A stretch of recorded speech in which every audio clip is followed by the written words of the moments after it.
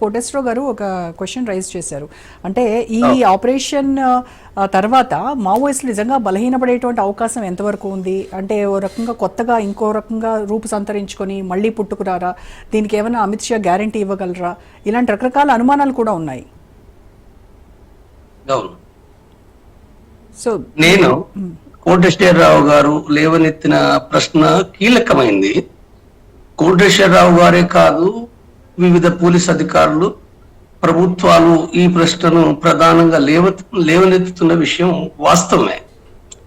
దీనికి జవాబుగా నేను చెప్పే విషయం ఏమిటంటే, గతంలో 90లో కానీ 2004లో కానీ పీపుల్స్ వార్, ఆనాడు పీపుల్స్ వార్ పార్టీ వాళ్ళు మాట్లాడిన విషయాలకు ఇప్పుడు మాట్లాడిన విషయాలకు భిన్నమైన మౌలికమైన తేడా మనం గమనించాలి.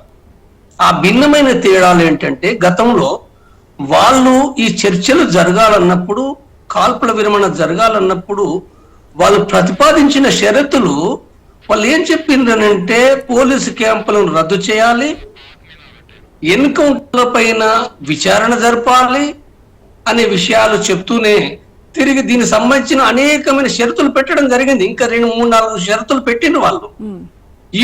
ఇప్పుడు చర్చల్లో పూట ఎలాంటి షరతులు కూడా లేవు.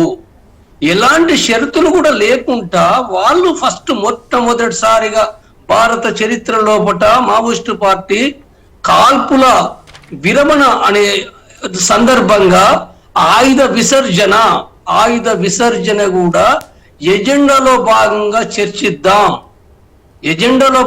చర్చిద్దామని పదే విజ్ఞప్తి చేశారు. అంటే ఆయుధాలు విసర్జించడానికి కూడా ఇక్కడ జరిగే చర్చల్లో కూడా తగిన నిర్ణయం చేసుకుందామనే విషయాన్ని కూడా వాళ్ళు చాలా స్పష్టంగా ప్రతిపాదించారు. కాబట్టి ఇంకా ఇందులో ఒకటి ఇది ఎత్తుగడల సమస్య కాదు, ఇది చాలా స్పష్టంగా. అంటే ఇప్పుడు ఇంతకుముందు మొదటగా చెప్పినప్పుడు కాల్పుల విరమణ వేరు, సాయుధ పోరాట విరమణ కూడా వేరు, రెండు వేరు విషయాలే. కాబట్టి ఈ కాల్పుల విరమణ అనేది సాయుధ పోరాట విరమణకు దారి తీస్తుంది, శాశ్వతమైన శాంతి లభించడానికి దారితీస్తుంది. వాళ్ళు ఇంత స్పష్టంగా చెప్పినప్పుడు కూడా దీనిని ఇంతకంటే కూడా ఇంకా అనుమానించవలసిన అవసరం ఏమీ లేదు ఇందులో. తర్వాత నేను మరొక విషయం చెప్తున్నాను. నేను మరొక విషయం చెప్పేది ఏంటంటే, వాస్తవంగా కాల్పుల విరమణ అంటే 6 నెలలు పాటించాలి. 6 నెలలు పాటించినా, ఏడాది పాటించినా, మన గత చర్చలో 2004 లోపట కాల్పుల విరమణ పాటిస్తే మావోయిస్టులు బలపడలేదు. మావోయిస్టులు ఏమీ బలపడలేదు. పైగా మావోయిస్టు పార్టీ నష్టపోయింది, తీవ్రంగా నష్టపోయింది. మన ఆనాటి కనుక ఆ లెక్కలు తీస్తే వివిధ రాష్ట్ర కమిటీ మెంబర్లు, జిల్లా కమిటీ మెంబర్లు నష్టపోవడం కాకుండా పార్టీ చాలా దెబ్బతిన్నది తెలంగాణ, ఆంధ్రలో. అంటే ఆనాడు పోలీసులది, ప్రభుత్వం చాలా పై చేయింది. కాబట్టి ఇవాళ నేపథ్యాన్ని కనుక మనం చూస్తే ఇవాళ ఇంకా ప్రభుత్వాలు, కేంద్ర ప్రభుత్వం, రాష్ట్ర ప్రభుత్వాలు చాలా బలపడ్డాయి. మావోయిస్టు పార్టీకి సంబంధించిన వాళ్ళ నిర్మాణాలు చాలా దెబ్బతిన్నాయి. బయట ఎలాంటి కూడా ప్రజా కార్యక్రమాలు చేయడంలో కూడా చాలా వెనుకంజ ఉన్నది.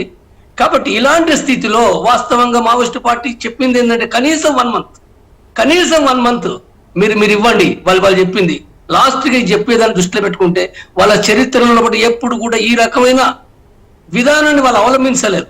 కాబట్టి ఈ విషయాన్ని కూడా ఏంటంటే వాళ్ళు నిజాయితీగా శాంతిని కోరుకుంటున్న విషయాలను మనం విశ్లేషించవచ్చు, అర్థం చేసుకోవచ్చు. ఇది అర్థం చేసుకుంటున్నప్పుడు ఏంటంటే, ప్రభుత్వం ఇవ్వడం ద్వారా వచ్చే నష్టం ఏమిటి?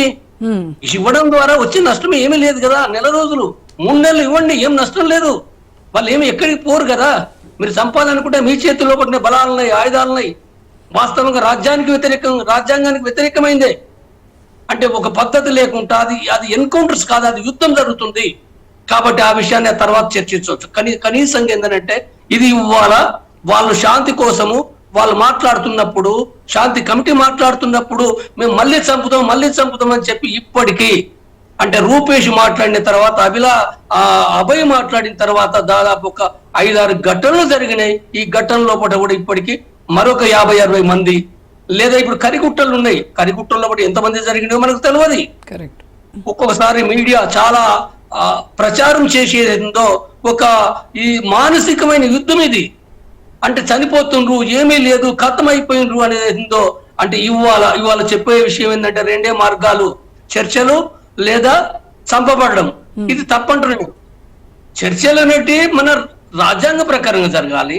చంపబడడం అంటే ఇప్పుడే చంపబడతారు, నిర్మూలించబడతారు అనేది ఎవరు అనుకోరు. అది మళ్ళీ మళ్ళీ మళ్ళీ మళ్ళీ విశాల ప్రాంతాలకు పోతారు. ఒక్క కరిగుట్టలనే లేరు, ఒక మాటలనే లేరు. ఒరిస్సాలో ఉన్నారు, జార్ఖండ్ లో ఉన్నారు, అనేక ప్రాంతాల్లో ఉన్నారు వాళ్ళు. కాబట్టి ఇది ఇది ఏదైతుందో బలాబలాలకు సంబంధించిన సమస్య కాదు. ఇది రాజ్యాంగ సమస్య, ప్రజాస్వామిక సమస్య, శాంతి సమస్య. అందుకోసం ఏంటంటే అన్ని వర్గాల ప్రజలు శాంతి కోసం నినదించవలసిన అవసరం ఉంది. కాబట్టి ప్రభుత్వం నమ్మడం అనేదో ఈ మొత్తం నేను చెప్పిన విషయాలను బట్టి కూడా 100% నమ్మవలసిందే. అనేక విషయాలు కూడా మనకు వస్తున్నాయి కాబట్టి వచ్చే నష్టము ఏమి లేదనే విషయాన్ని నేను చెప్తున్న విషయం అది. రైట్.